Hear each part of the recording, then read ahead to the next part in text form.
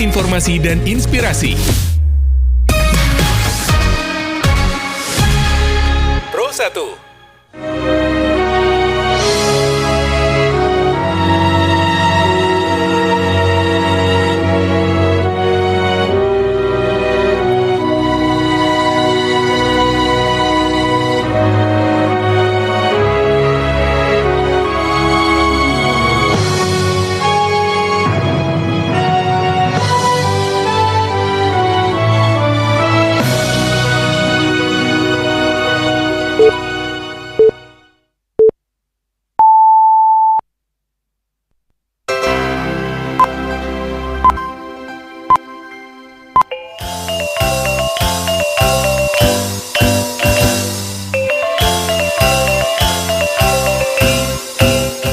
Pukul 3 balik waktu Indonesia Barat.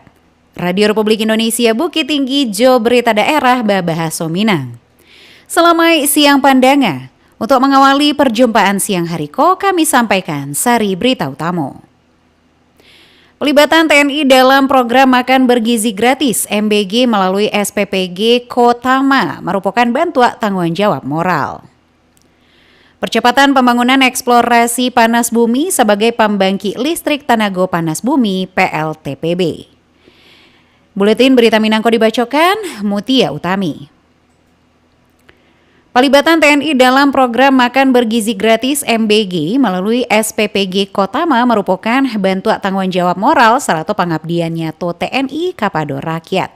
Berikut laporan Joni Marbeta. Di samping keberadaan Satuan Pelayanan Pemenuhan Gizi SPPG Umum, juga Panglima TNI siapkan SPPG Kotama dalam mendukung MBG menjadi program prioritas Presiden Prabowo Subianto serupa diutarakan di Kasdam 20 Tuanku Imam Monjol Brigadir Jenderal TNI Heri Prakoso Punco Wibowo kepada RRI. Pelibatan TNI dalam program makan bergizi gratis MBG Ko merupakan bentuk tanggung jawab moral dan pengabdian nyata TNI kepada rakyat. Program Ko difokuskan untuk mengatasi permasalahan gizi pada anak-anak sekolah sebagai bahagian dari upaya menyiapkan generasi penerus bangsa nan sehat, kuat dan cerdas. Menurut Heri Prakoso Punco Wibowo nan pernah sebagai staf khusus Panglima TNI itu, bahwa dapur SPPG nan ado kiniko diupayakan dimobilisir dukung MBG dilakukan di personel TNI. Banyak kalau kita bicara program-programnya Pak Presiden. Kita bicara dulu tentang makan bergizi gratis. Jadi selain ada SPPG umum, Panglima TNI itu sudah mencanangkan namanya SPPG Kotama.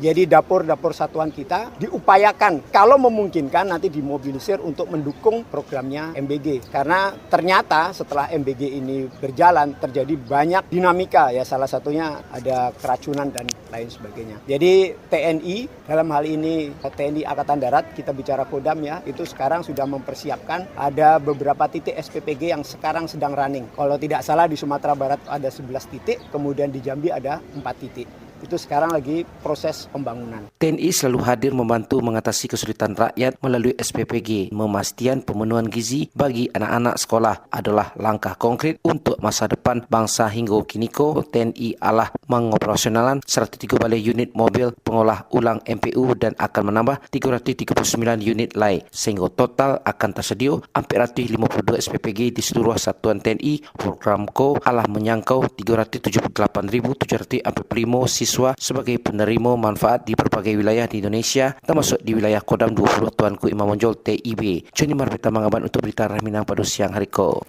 Wakil Wali Kota Padang Maigus Nasir menyampaikan program makan bergizi gratis MBG di Kota Padang masih tak kendala jo urang nan berinvestasi untuk program ko.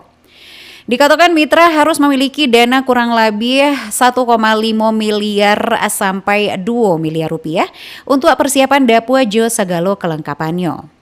Maigus Nasir menambahkan Kota Padang membutuhkan 80 dapur untuk memenuhi MBG.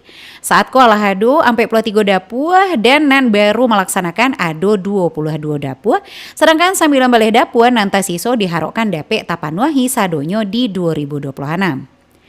Di sisi lain, untuk mengatasi keracunan MBG, pihaknya berkolaborasi jo sado pihak nan memberikan perhatian serta pengawasan ketat. Percepatan pembangunan eksplorasi panas bumi sebagai pembangkit listrik tenaga panas bumi PLTPB di Sumatera Barat menjadi salah satu prioritas pemerintah provinsi Pemprov. Berikut laporan Alwan Ahmad Fauzan.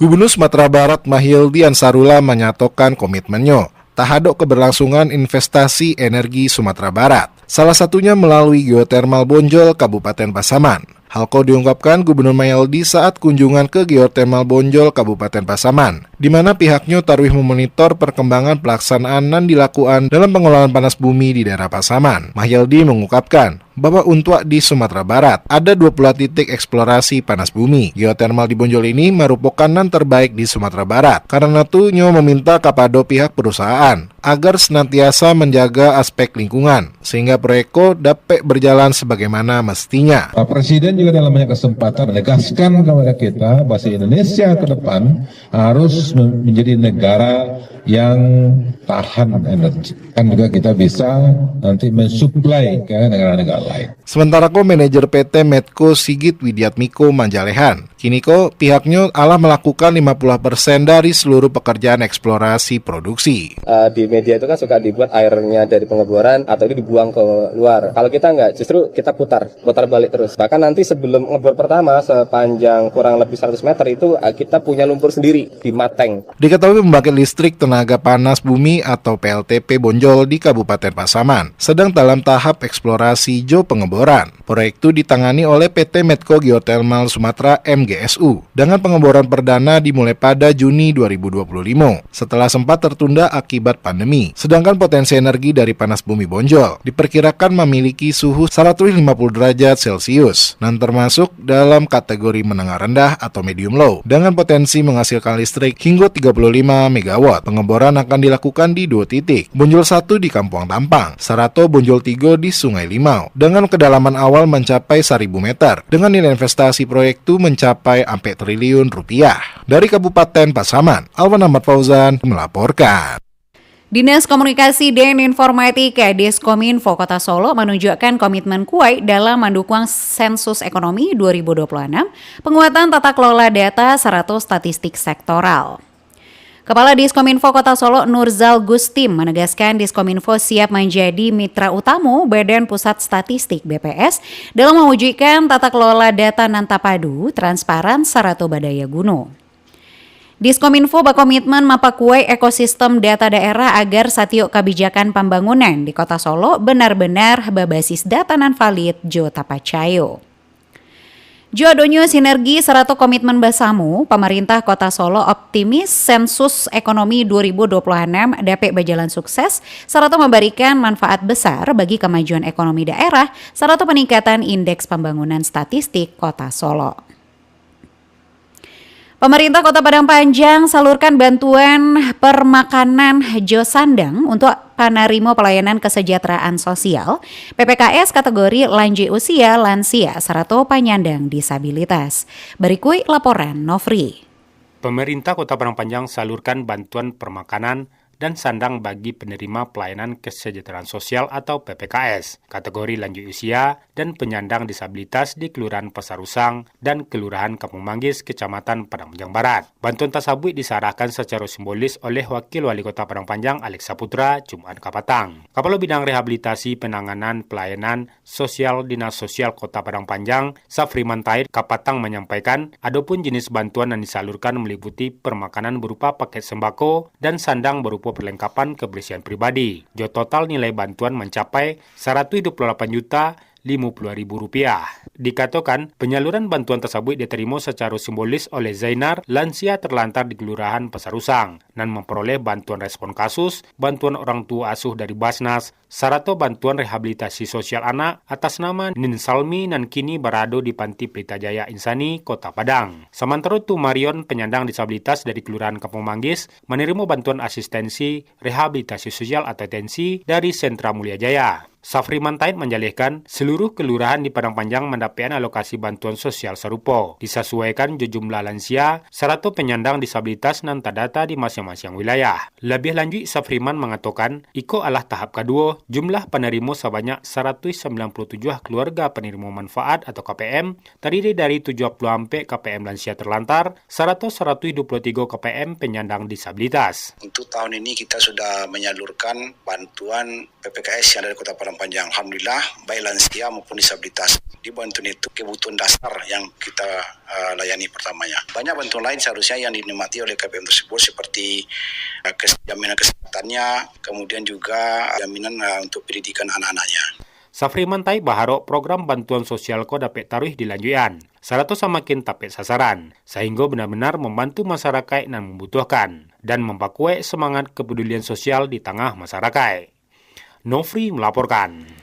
BPJS Kesehatan Taruh berupaya memastikan peserta program Jaminan Kesehatan Nasional JKN mendapatkan pelayanan kesehatan nan capek, tapi 100 sesuai kebutuhan medis. Salah satu uji nyata dari upaya itu adalah penerapan sistem rujukan berjenjang. Setiap peserta diarahkan untuk terlebih dulu mendapatkan pelayanan di fasilitas kesehatan tingkat pertama FKTP. Kepala BPJS Kesehatan Cabang Bukit Tinggi Haris Prayudi menjelaskan sistem rujukan berjenjang menjadi pilar penting dalam menjaga mutu pelayanan kesehatan serta pemerataan akses bagi seluruh peserta JKN. Melalui sistem KOP, peserta diharapkan memperoleh pelayanan sesuai kompetensi fasilitas kesehatan jo tingkat keparahan penyakit yang dialami. Dari Januari hingga Oktober 2025, pendapatan asli daerah PAD Kabupaten Agam malah mencapai 166,806 miliar rupiah atau 81,34% dari target 205 miliar rupiah. Selangkaunya dilaporkan Yudi Prama Agustino. Badan Pendapatan Daerah Bapenda Kabupaten Agam menyatakan realisasi pendapatan asli daerah atau PAD selama 10 bulan terakhir dari Januari hingga Oktober 2025 mencapai 166,806 miliar rupiah. Kepala Badan Pendapatan Daerah Kabupaten Agam Helton mengatakan realisasi pendapatan asli daerah itu adalah mencapai 81,34% dari target 205 miliar rupiah pada akhir tahun 2025. Pendapatan asli daerah itu berasal dari pajak daerah 65,37 miliar rupiah dari target 86,79 miliar rupiah atau telah tercapai 75,32%.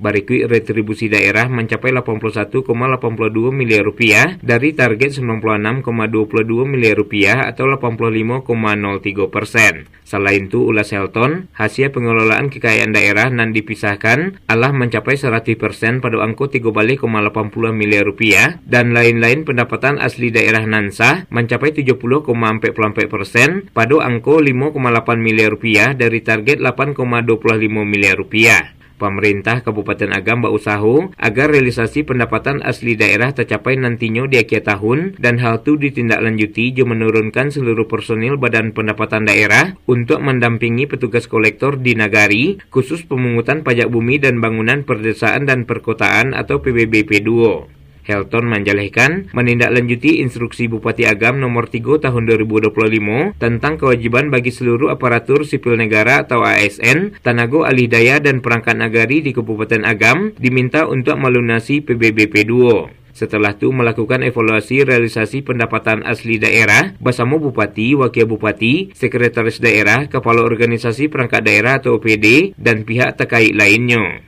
Capaian realisasi pendapatan asli daerah Kabupaten Agam, kondisi 31 Oktober tahun 2025, nah progres kita cukup signifikan meningkat. Target kita 205 miliar lebih, capaian kita sudah 81,34%. Artinya dari 205 sudah 166,806,16,308 miliar. 166 miliar lebih dengan persentase 81,34%. Alhamdulillah. Ini dalam rangka kita juga optimalisasi pemungutan pajak daerah dan retribusi daerah pada 2 bulan terakhir. Helton menambahkan, pada tahun 2026 nanti target pendapatan asli daerah atau PAD Kabupaten Agam naik menjadi 217 miliar rupiah. Harapan Kemuko mengupayakan untuk target nan ala disepakati bersama DPRD Agam bakal tercapai. Yudi Prama Agustino melaporkan. Gubernur Sumatera Barat Mahyeldi menyampaikan paralu adonyo relokasi industri ke daerah-daerah sumber bahan baku utama dalam rangka mendekatkan produsen jo bahan baku industri. Mahyeldi mengatakan hal itu secara umum juga sebagai salah satu langkah dalam mempakue strategi ekspor serta relasi antar wilayah agar Sumatera Barat memperoleh nilai tambah ekonomi dan lebih gadang.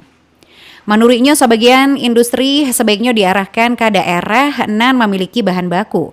Jo tujuan rantai pasokannya lebih efisien serta nilai tambahnya dapat kembali ke daerah. Sebagai langkah pelestarian adat jo budayo, SMP Negeri 1 Tanjung Baru menjadi salah satu program sekolah binaan Bundokanduang Kabupaten Tanah Datar tahun 2025. Berikut laporan Irsyad.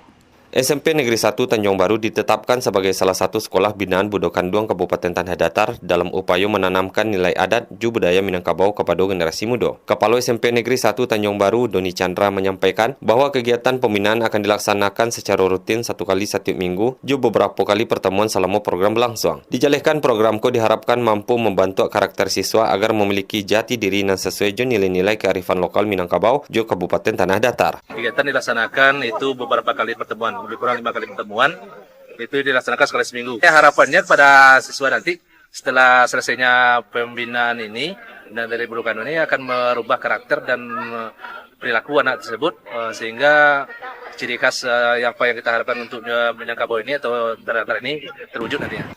Program Sekolah Binaan Bundokanduang merupakan salah satu program unggulan pemerintah Kabupaten Tanah Datar yang memiliki 3 tujuan utama. Tujuan itu meliputi penanaman jo pelestarian adat sarata budaya Minangkabau, pencapaian generasi ameh 2045, jo pewarisan nilai-nilai budaya di tengah arus modernisasi. Melalui programku, generasi muda diharapkan dapat memahami jo menerapkan nilai-nilai adat jo menjadi ciri khas masyarakat Minangkabau. Selain itu, kegiatan pembinaan jo menjadi sarana untuk mempererat hubungan antara sekolah jo tokoh adat dalam mendukung pendidikan berkarakter. Untuk tahun 2025 terdapat 2 sekolah yang ditetapkan sebagai sekolah binaan Bundokanduang di Kabupaten Tanah Datar, yakni SMP Negeri 1 Tanjung Baru dan SMP Negeri 1 Lintobuo.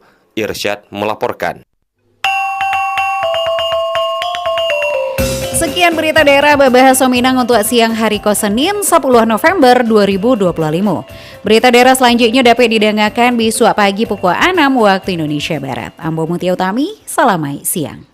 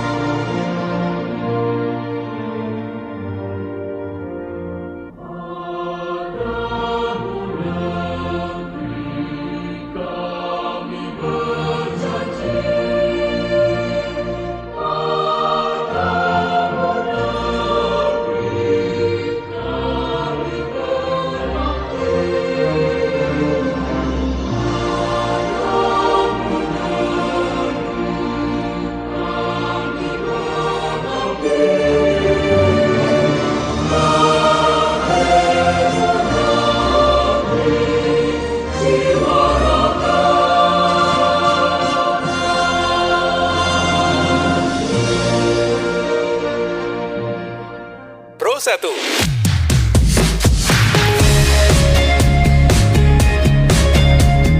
Kanal informasi dan inspirasi.